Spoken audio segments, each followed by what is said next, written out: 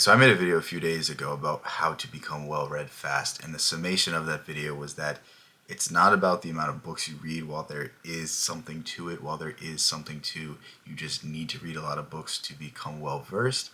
It's to pick up themes. It's to recognize where all of these great works, all of these great books are very similar, and the things that they are constantly telling you, and pick it up and understand it. So, I put together a list of 25 books. I'm going to slowly go through them. I have 5 today. I'm probably going to do them 5 at a time. But with these 5 books, you're going to be able to pick up on themes that are in a lot of literature that are very significant and are very impactful. And, not just terms of becoming well read, but in terms of grasping concepts that are going to benefit you in your everyday life. So without further ado, let's get into the list of books. These are the list of books. I'm going to show them real quick, and hopefully these are ones you've already read, but if not, I will try to go over the main themes of them.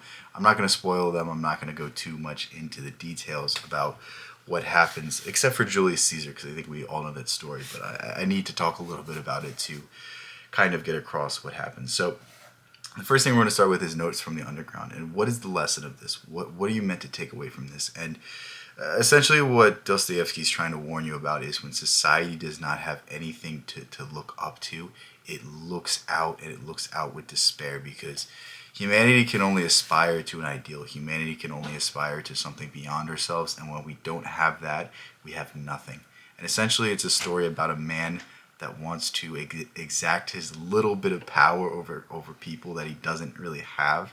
And it's really a story about somebody that has nothing to live for, and what happens when we lose our symbols, what happens when we lose our meaning, what happens when we lose our sense of community and our sense of depth and appreciation for something beyond. And it's a very short work. It's very good at getting the point across, and it's one of those works that I think if you read, you understand a lot of what Dostoevsky's trying to say to you, and he's trying to advocate for a return to some sort of meaning, a return to some sort of symbol that is beyond ourselves, some sort of community appreciation, something beyond what we are dealing with today. And in fact, it's probably more important to read Dostoevsky now more than ever, because it seems like we're living in a world where fewer people care about others aside from themselves. So again, with that said, we'll get into the next thing. The next thing is Julius Caesar, and this is William Shakespeare's Julius Caesar. The reason I included this is because you got to read Shakespeare if you're going to become well read, and I think Julius Caesar is my favorite work right now by him. Maybe Hamlet's up there, but it's very well done, and it's very well researched. I was very pleased to read that it wasn't so much like Paradise Lost or like the Divine Comedy, where it kind of took its liberties with the story and kind of crafted something that wasn't quite historically accurate. The tale of Julius Caesar in terms of Shakespeare, it's completely correct. It maybe embellishes some things, it maybe plays around with some things, but there is that idea that it tries to stay as faithful to the source as possible. And I think the story of Caesar is the story of us all, because we all try to sacrifice everything in this world for the sake of something, and then when we get it, it's not enough. When we get it, it's not what we look for, and we want more, and it ends up destroying us. It's the same thing as Faust. It's the same thing as Frankenstein. And really what I want you to pick up from the story of Caesar is that you could conquer the whole known world, but it means nothing. You could conquer everything, but you will still have people that will tear you down, and in fact, they will tear you down faster, because you couldn't have just accepted a little bit less. You couldn't have just become temporary dictator. You wanted to become dictator for life. You wanted to overthrow the world as you knew it. You wanted to conquer everything, and because of that, you lost your life. You did what you set out to do, but you did it while dying. And that's essentially what Caesar's trying to teach you. And it's done through a tremendous play. It's done through Shakespearean language, and something you'll have a whole lot of fun with. Next thing is Dr. Jeckyll and Mr Hyde.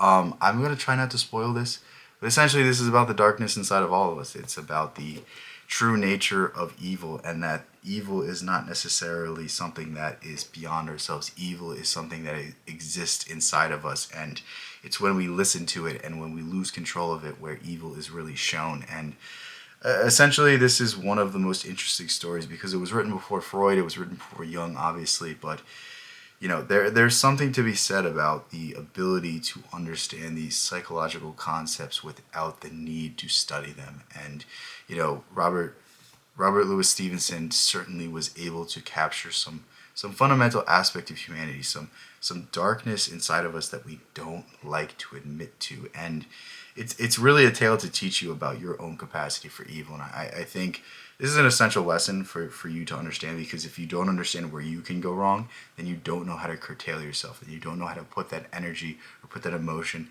or put that focus and parts of your reactions into something better. Because you could always respond with anger, or you could take that anger or aggression or emotion and just take that energy and put it to something fruitful. Put it to your job.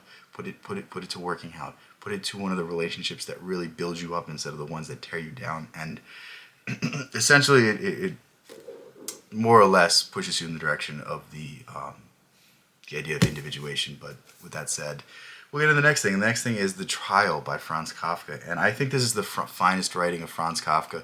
This is one of my favorite books that I've ever read, and it's still something that I really want to come back to. I really need to start rereading Kafka and coming back to enjoy it, because he has such a unique writing style, and there's just something about Kafka that's so Kafka. And it's really hard to say that about a writer.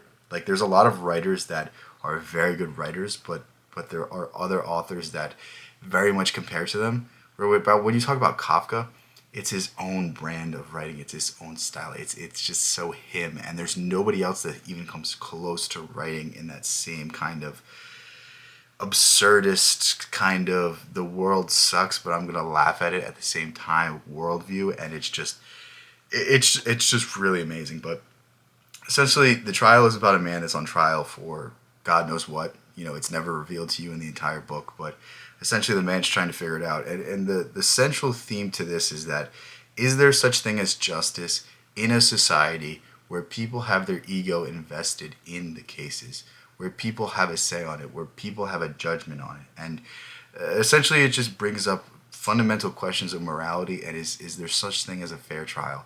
Is there such thing as not being railroaded by the justice system? And it brings up all sorts of questions, and it's a very introspective book. It was written from a somewhat failed lawyer, who that's what Franz Kafka was while he was alive. So I think there's a lot of really great insights on the legal system in it, and I certainly see it, and I certainly see it mirrored in our world today. So very much, I really urge you to pick that one up. The last thing we have is Frank Herbert's Dune. This is one of the best books ever written. I feel like I've said this about all of them, but truly all the books that I'm going to include on this list of 25 are some of the most impressive things that I've ever read, and at the very least you're going to take away something interesting from it. So the thing about Dune is a subversion of our ideas of heroes. Frank Herbert did not trust the ideas of heroes. He did not put faith in people, because he saw that people could be corrupted. And it's not even necessarily that they could be corrupted, it's that the people around them could be corrupted, or people could be doing awful things in their name. Frank Herbert writes this story, and he creates this mythic, Christ-like kind of hero that comes to power. And essentially he's writing a character that's meant to demonstrate the same characteristics as John F. Kennedy. And it's very interesting, because it's not necessarily that the hero's bad, it's just that the things done in his name are not great. And we see that with Kennedy. We see that with other political figures. We see how people become bigger than their own persona, and how they can't even control it at a certain point. And it's so fascinating. There's so many little things that are put inside this book, such as the secret societies pulling strings behind the scenes, the idea of how natural resources are commodified, and how that creates war and famine, and destroys entire systems of life, and builds up entire belief systems, simply because these resources are just such a fundamental aspect of life, and they're so controlled, and they're so monopolized. And there's just so many little things that Frank Herbert includes in these works, and I really, really urge you to pick up Dune if you at all enjoy sci-fi, if you at all enjoy those types of stories, and if you are somewhat skeptical of the hero myth, or somewhat skeptical of individuals in general, because Frank Herbert certainly agrees with you, and that's really what I want you to pick up from that. But again, these are 5 books that I think are very well done and will allow you to start picking up on key insights, key themes that will really benefit you upon reading, that will really help you tie things together, and slowly over time will help you become well read. That said, I love you guys so much. Thank you guys so much. Peace out. I'll catch you in the next one.